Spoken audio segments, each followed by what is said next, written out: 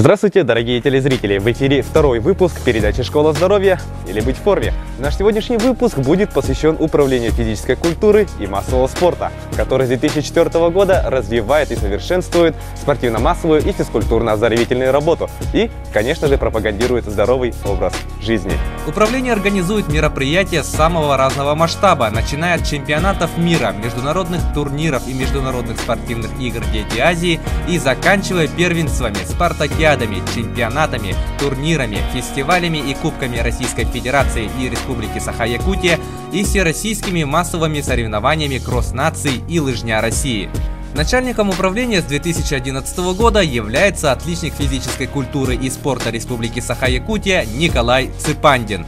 Спорт стал политикой еще давным-давно, со времен первого президента Михаила Евгеньевича Николаева. Например, оздоровительный бег мы начали самыми первыми по всей России. После этого появился, например, кросс-наций, можно смело сказать. Николай является выпускником Российской государственной академии физической культуры, награжден знаком отличия Республики Саха-Якутия «Гражданская доблесть». Отец 3 детей и большой фанат спорта. Мы работаем со всеми 35 муниципальными районами образованиями, потому что они по нашему календарному плану участвуют на наших мероприятиях. Кроме этого, мы к ним выезжаем с своими семинарами. Например, школа здоровья у нас как структурное подразделение, но как бы в общественных началах. Начиная с сентября 2009 года при управлении физической культуры и спорта был организован проект «Школа здоровья», основной целью которого является активная пропаганда и развитие массовой физической культуры и спорта. Основное содержание деятельности школы здоровья это информационное обеспечение, и агитационно-пропагандистская работа среди различных слоев населения. Методическая помощь, показ мастер-классов наших опытных инструкторов, буклеты, брошюры, диски, различные календари. Школа здоровья посетила более 20 улусов и множество наследов. Помогаем создавать на местах оздоровительные, физкультурно-оздоровительные группы и клубы. На сегодняшний день более 50 различных оздоровительных клубов и групп работает в нашей республике. Еще работаем с всеми 52 федерациями и с общественными организациями по видам спорта республики. Если по календарному плану провели больше 300 мероприятий, то на наших объектах еще будет проведено примерно такое же количество, еще больше. Львиная доля работы управления возлагается на отдел спортивно-массовой работы, который несет полную ответственность по подготовке и проведению всех спортивных мероприятий и за подготовку технических заданий на поставку призов, наградной атрибутики и полиграфической продукции. Также отдел отвечает по финансированию спортивных мероприятий, разрабатывает положения, составляет сметы, заявки на приказы по видам спорта, а также проводит пресс-конференции и взаимодействует со средствами массовой информации. Все планы выполнены. Все календарные мероприятия выполнены, все 9 объектов, которые работают в ведении управления, они все, например, за неделю они охватывают 19 тысяч населения. А в прошлом году самое максимальное доходили до 13 тысяч. Это тоже показатель. 23,3% по итогам 2012 года это реальная цифра. И к 2020 году мы должны дойти до 40%. Календарный план уже утвержден министром спорта. 331 мероприятие мы должны провести. И в том числе самый большой старт по республике этого года – это 6-е спортивные игры Народной Республики.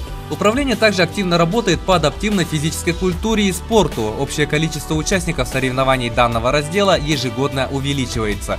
Мы уже в течение нескольких лет проводим соревнования среди по адаптивной физической культуре. Согласно нашего календарного плана мероприятия, в год 12 мероприятий по 8 видам спорта. Кроме того, мы не только проводим 12 мероприятий, мы и с федерациями по 4 направлениям, по группам инвалидностей. Сейчас, например, была проведена спартакиада, там приняло участие 452 участника. Это очень большая цифра. И к нам переезжали гости из Москвы, с Паралимпийского комитета России, и они были удивлены, и они говорят: «Москва, отдыхай».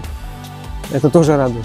Спорт должен быть доступным. Это основная наша задача. Одна из основных наших задач. И Например, все дети в этих наших объектах занимаются бесплатно. Управление физической культурой и массового спорта включает в свой состав 8 спортивных объектов, которые помимо проведения соревнований организуют работу спортивных секций, уроков физической культуры. Чолбон – единственный плавательный бассейн, отвечающий всем международным стандартам на Дальнем Востоке и Сибири. Чолбон может служить как оздоровительный комплекс, так и как центр подготовки профессиональных спортсменов самого высокого уровня по водным видам спорта. Около 4,5 тысяч человек в неделю посещаемость у нас. Если в прошлом году у нас было только 2,5 тысячи, сейчас уже 4,5. В прошлом году у нас в спортивных группах занималось 500 детей. В этом году у нас в спортивных и оздоровительных группах около 1200 детей. В принципе, в этом году и спортивные показатели у нас неплохие. Были призеры Дальневосточного федерального округа. Некоторые наши воспитанники выполнили нормативы кандидатов в мастера спорта. Есть свои определенные звездочки.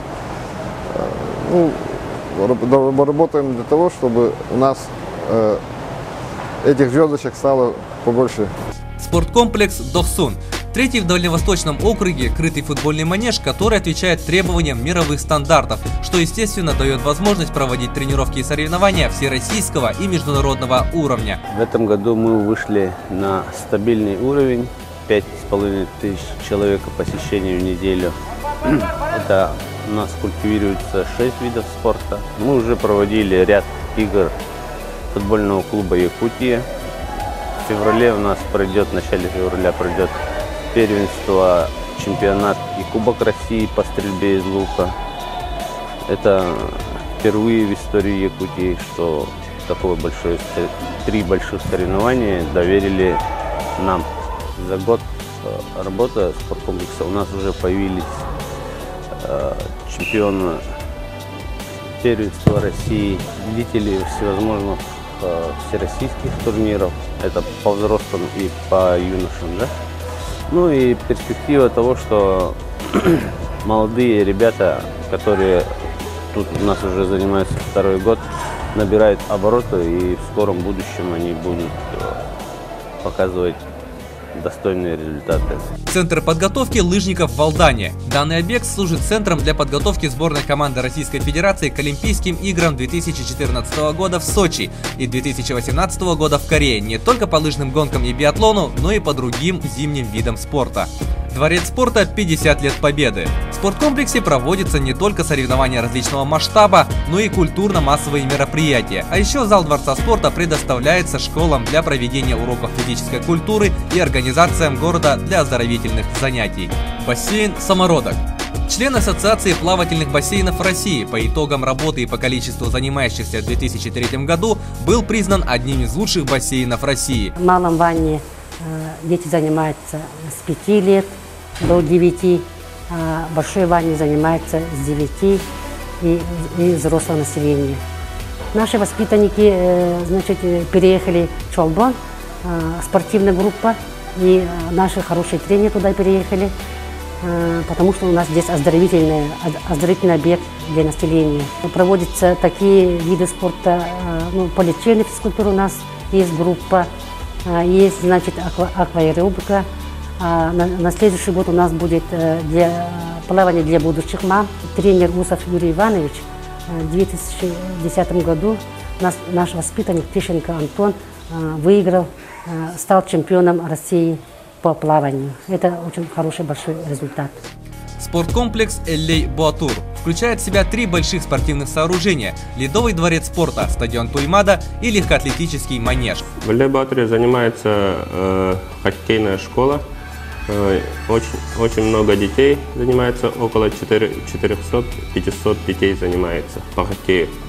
И школа фигурного катания, в нем занимается около 80 детей. В основном это наши маленькие девочки. У нас еще занимаются в летнее время на стадионе футболом и на манеже легкой атлетикой. В среднем по спорткомплексу в неделю где-то проходит 4,5 тысячи человек. У нас очень хорошие специалисты по хоккею. Это Хисамудинов Владимир Тагирович, это сам из города Якутска. А также у нас есть приглашенный тренер из Омска. Берегов Леонид. Они занимаются детьми. И вот буквально года 2-3 назад создали команду «Полярные волки», которая выигрывает и очень много соревнований на Дальнем Востоке. А также в прошлом году попали в финал «Золотой шайбы» и заняли там в финале 2-е место. Шашечно-шахматный центр является генеральным штабом шашечно-шахматной мысли в нашем Северном крае. Центр имеет два зала – большой и малый. В большом зале проводятся различные соревнования, а малый зал предназначен для любителей. Одним из основных направлений работ центра является организация отдыха ветеранов войны, труда и пенсионеров. В нашем центре развиваем два вида спорта – шашки и шахматы. У нас работает 5 инструкторов, 2 инструктора по шахматам и 2 по шахматам. Ежедневно проводятся занятия среди школьников 4 раза в день. И практически все республиканские, городские соревнования по шашкам и шахматам проводятся в нашем центре. По итогам 3 кварталов было проведено 89 соревнований. Тренерами работают, например, Николай Гермогенов, международный гроссмейстер, серебряный призер чемпионата мира. Работает также международный мастер Николай Гуляев, мастер спорта по шахматам Дмитрий Егоров. Проводят занятия также ведущие спортсмены школы высшего спортивного мастерства под руководством старшего тренера республики Александра Григорьевича Азарова, тренируются воспитанники семикратного чемпиона мира Гаврила Гавриловича Колесова и заслуженного тренера Республики Саха-Якутия Василия Никитича Кононова. Управление физической культуры и массового спорта несет очень ответственную и важную миссию – развитие спортивно-массовой и физкультурно-оздоровительной работы и, конечно же, пропаганда здорового образа жизни. Если у человека напряженная работа, он должен все-таки где-то выплеснуть свои эмоции, то, что накопилось. Да? И я, например, играю в футбол, это у меня с детства сидит. Даже до сих пор на соревнованиях участвую, за родной Улус участвую, за команду Дохсуна играю. В чемпионате города по волейболу играю еще.